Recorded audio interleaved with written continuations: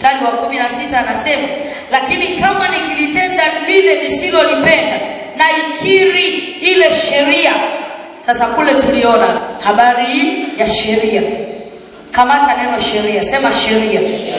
Anasema lakini kama nikilitenda lile nisilolipenda na ikiri ile sheria ya kuwa ni njema. Yaani kama wakati analifanya lile jambo anafurahia, anaona hili jambo zuri kabisa, lakini baada ya pale, na hiki kitu wapendwa, nataka niwaambie, tunaweza hapa tukajiweka makundi watu 10. Katikati ya yale makundi ya watu 10 wakapona 2 katika kila kundi au mtu mmoja. Kwa hiyo anasema anapolitenda lile jambo anafurahia. Na hili jambo limeua ndoa za watu sana. Na hili jambo limefanya watu wasioe wasiolewe. Na hili jambo limezuia baraka nyingi hujawahi kuona. Na hili jambo limefunga milango ya uchumi hujawahi kuona. Lakini watu hatujui, tunatafuta mbaya yuko wapi. Fungua na mimi kitabu cha Isaya mlango wa 1. Tuanzia kusoma mstari wa 14, lakini ukiweza nafasi, pata nafasi wewe soma tu. Tuanzie mstari wa 10. Lisikieni neno la Bwana, enyi waamuzi wa Sodoma. Tegeni masikio msikie sheria ya Mungu wetu, enyi watu wa Gomora. Tunaelewa sifa ya watu wa Sodoma na Gomora. Paka Mungu anauteketeza ule mji wao. Sifa yao ilikuwa ni nini? Dhambi yao kubwa iliyomkasirisha Mungu ilikuwa ni nini, watu wa Mungu? Zinaa. Haya. Na leo tunaliongelea agano la zinaa. Kwa hiyo baba anasema lisikieni neno la Bwana. Isaya anawaambia watu, enyi waamuzi wa Sodoma. Tunaweza tukalinganisha na Isaya 28 mstari wa 14 anaposema sikieni neno la Bwana, enyi watu wenye dharau, nao watawala watu hawa walioko Yerusalemu, kwa sababu mmesema tumefanya agano. Sasa hapa anajaribu tena kuongea na waamuzi au viongozi wa Sodoma. Anasema tegeni masikio msikie sheria ya Mungu wetu, enyi watu wa Gomora, kwa sababu hawa walimwasi Mungu kwa dhambi ya zinaa kupita kiasi. Anasema huu wingi wa sadaka zenu mnazonitolea una faida gani? Mungu anajaribu kusema na Musa na Isaya, waambie hawa watu wanatoa sadaka nyingi. Wanampa nani? Huu wingi wa sadaka zenu mnazonitolea, anasema una faida gani? Asema Bwana. Bwana ameshasema na Isaya, kawaambie hizo sadaka wanazotoa nyingi kiasi hicho, hivi zina faida gani kwao? Nenda kawaambie hivi, nimejaa mafuta ya kafara za kondoo waume na mafuta ya wanyama walionona, nami siifurahii damu ya ng'ombe wala ya wana kondoo wala ya mbuzi waume. Anasema mjapo ili kuonekana mbele zangu. Ni nani aliyetaka neno hili mikononi mwenu, kuzikanyaga nyua zangu? Yaani hao watu cha kwanza walikuwa wanatoa sadaka nzuri, mpaka Mungu anashangaa, wingi huu wa sadaka mnazimpa sadaka, faida gani kwangu? Mimi nina sadaka za kutosha, nimejaa kafara za kondoo, za mbuzi, yaani kila aina ya sadaka Mungu anayo. Anawaambia kawaambie hizi zina faida gani kwangu? Halafu anawaambia mnapokuja kuonekana mbele zangu. Ni nani aliyetaka neno hili mikononi mwenu? Nani aliyewaambia mje kuabudu? Kumbe ukienda vizuri hapa, Mungu anajaribu kuwaonya wazinzi. Manake uzinzi si lazima utoke nje ya ndoa, si lazima ufanye uzinzi kabla ya kuoa na kuolewa. Hata uzinzi huu wa kujichua mwenyewe nao ni uzinzi, tena ni mbaya kuliko hata unapofikiri. Uzinzi wa kila aina. Wengine wanalala na wanyama, wengine wanalala na watoto wao, wengine wanalala na jinsia zinazofanana. Bado Mungu anasema hizo sadaka mnazoniletea zina faida gani? Halafu anasema mnapokuja kuonekana mbele yao, nani aliyetaka jambo hilo mikononi mwenu? Halafu anasema msilete tena matoleo ya ubatili. Mungu anaita yale matoleo yao ni ya ubatili. Halafu anasema uvumba ni chukizo kwangu, mwezi mpya na sabato, kuita makutano, siyawezi maovu haya na makutano ya ibada. Anaendelea kusema sikukuu zenu za mwezi mpya na karamu zenu zilizoamriwa, nafsi yangu yazichukia. Mambo hayo yanielemea, nimechoka kuyachukua. Halafu mstari wa 15 tusome wote pamoja. 1, 2, 3. Tusome kwa ujasiri. 1, 2, 3. Nanyi mkunjuapo mikono yenu, nitaficha macho yangu nisiwaone, na muombapo maombi mengi sitasikia.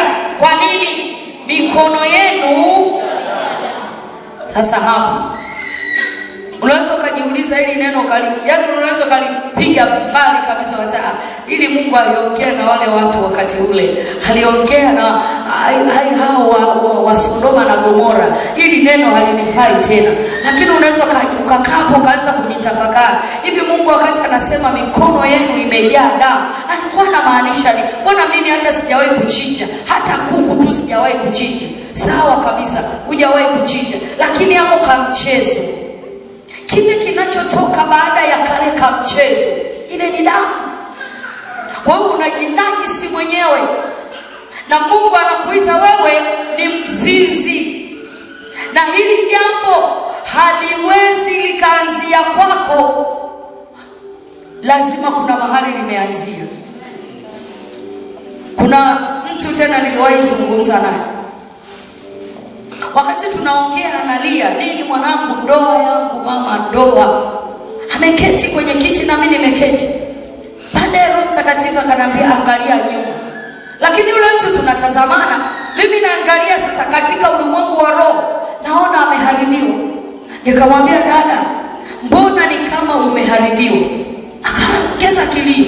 Akasema ni kweli mama, ni mume wangu ndo anataka hilo jambo. Unajua tuko kwenye wakati mgumu sana.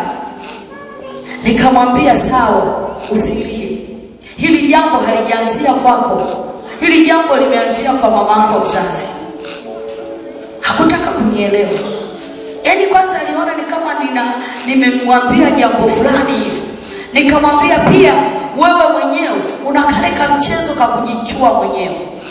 Nikamwambia na hili nalo halijaanzia kwako, limeanzia kwa mama mzazi. Kwa hiyo binti alinielewa, lakini akaa kama amenichukia kusema mama yake. Halafu kwa sababu hakunielewa ninachomwambia, alipuuzia. Hakupokea kitu hata tulipoomba. Alipoenda nyumbani baada ya siku 3, mwanaume akaona, yule dada akaona hii habari nimeshindwa, akarudi nyumbani. Anafika kwa mama yake na baba yake, anakuta mama amehama chumbani kwa baba, analala kwenye chumba chao mabinti. Kwa hiyo siku ya kwanza na yeye ana mauchungu yake, hakujali akalala. Siku ya pili wamezungumza mchana, jioni anashindwa kumuuliza mama kwa nini ulali chumbani. Imefika usiku wa 8, amelala. Akashangaa, ameshtuka, anaona mama yake ameshika simu. Halafu vile anavyoviangalia mama yake ni yale mambo mabaya. Halafu sio tu kwamba mama anaangalia, mama yuko kwenye shughuli, anashughulika. Anasema nilisikia hata kupumua, mama anasikia ninapopumua. Akasema leo nimelaanika. Pale akanikumbuka. Akasema yule mama aliponiambia nilimdharau, nilimchukia. Halafu Mungu mbona umenionyesha wazi? Anasema nilivuta shuka taratibu, nikafunika macho, nikasikilizia. Sasa hapo tena kuna usingizi watu wa Mungu. Anasema alisikilizia mpaka mwisho. Alipoamka asubuhi, anasema kumwangalia mama na shindo. Akatoka, kanitafuta, kanipigia simu, kaniambia mama, sipo tena kwa mume wangu, niko huku, lakini nimekuja, nimekuta hii story na mama alikuwa analala chumbani, nimeona kwa macho yangu wala sio kwa kuambiwa. Kwa hiyo basi, agano la zinaa lina kazi ya kuinua agano la urithi. Kuna mambo mengi sana ambayo unakuta unayapitia. Mengine mambo kama haya ya aibu mazito, mzazi hawezi akakwambia kwamba mwanangu na mimi nafanyaga. Kwanza wewe mwenyewe tu mtoto huwezi kumwambia mzazi kwamba mzazi hili jambo nafanyaga, alipo. Wakati mwingine unapambana kuliacha, limesimama na wewe, alikuachii, liko kiagano. Anasema muombapo maombi mengi sitasikia. Anasema nanyi mkunjuapo mikono yenu nitaficha macho yangu nisiwaone.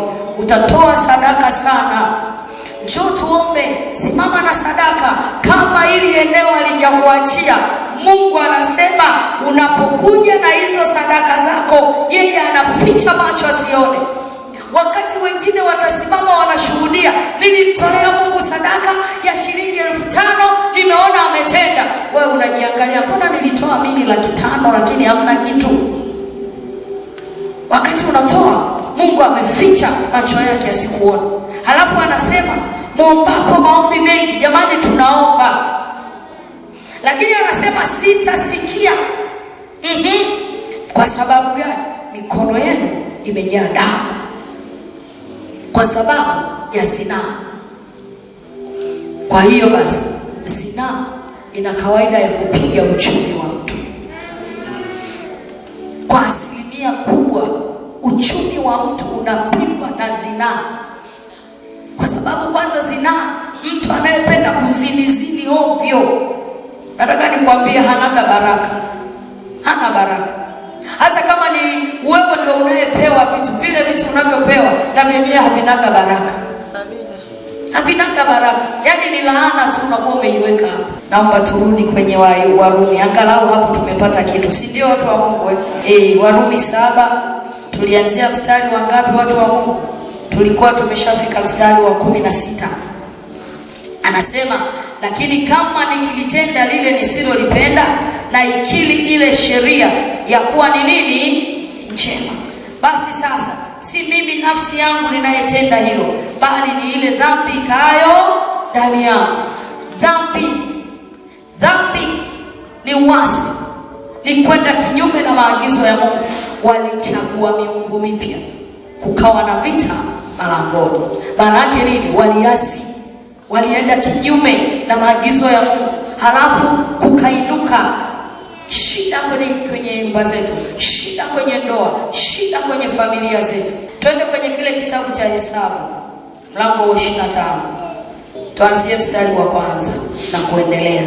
Biblia inasema, basi Israeli akakaa Shitimu, kisha watu wakaanza kuzini pamoja na wanawake wa Moabu. Wanawake wa Moabu. Moabu na Waamori ni watu waliozaliwa na dada na mdogo mtu. Waamori na Wamoabu ni kabila iliyotokana na mtu anayeitwa Lutu, ambaye alikuwa ni ndugu yake na Abraham. Wakati wale malaika wameenda kuchoma ile Sodoma na Gomora, mke wake na Lutu aligeuka nyuma, kageuka akawa jiwe la nini? Kwa hiyo Lutu akaendelea safari yake na nani? Na binti zake wangapi? Wale binti wakafika mahali walipokaa, hawaoni mwanaume wa kuzaa naye, wafanyeje? Na wao walikotoka, hawa watu walitoka kwenye nchi yenye zinaa, na ndio maana waliweza kumnywesha baba yao mvinyo, wakazini naye na wakapata watoto. Hawa watoto ndio hao tunaokuja kuona walikuja kuwa kabila moja Moabu na nyingine Waamori. Wametokana na hilo jambo. Sasa ukisoma vizuri kwenye Biblia, hawa wa Moabu walibeba ile agano la zinaa. Andika kitabu kile cha Walawi mlango wa 18. Ukipata nafasi utaenda kusoma kuanzia mstari wa 1 mpaka ule wa 30. Utakutana na habari ya maagizo Mungu anayoyataka kwenye eneo la zinaa.